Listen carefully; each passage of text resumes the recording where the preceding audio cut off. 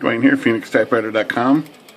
Got the IBM Selectric 3, and this is the same ribbon that fits the IBM Selectric 2, and that's what we're going to look at. We're going to look at this arm right here that's loose. It doesn't have the spring connected and it's running loose.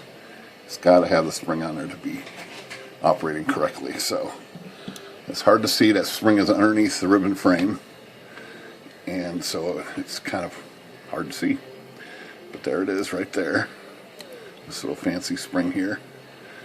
And what that does is, of course, hold tension on that arm out and in. But it also locks the regular ribbon from opening. When you open this ribbon, or open the correction ribbon, it puts this little spring in this little hook right here, and it keeps that lever from opening, which is your ribbon. So it only allows you to do one ribbon at a time. And then when this is shut and this is open, it locks over here, so this lever won't open. Well, yeah, there it goes, won't open. So we got to put this spring on. In fact, we're going to take this one off of here, if I can get it off without losing it. And we'll put that spring on here. Let's show you how that's done. I know one guy, he had to take the whole ribbon frame off to get that ribbon or that spring on, but you don't have to do that. You just have to know what to do here.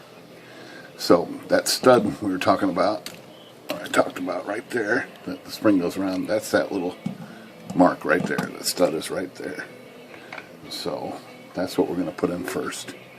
So the spring goes in there that way, that goes around that stud. And you can manipulate it around the stud pretty easy. It's got a little notch for it there. See it a little, barely see it right there. You can reach in there and get it in there just like that. Then all we got to do is hold that in position, open this lever, which you got to close this and open that. Put that back, open that up. Oops. So much for that idea. I've already dropped it. Let's try it again. Put it on the stud. Oh, goes that way. Around the stud. Like that. Open this arm up and then just push that on into place right there. So I got it this time. So lever's open, lever's locked, ribbon closed, lever opens and shuts. You can see the action here of the spring.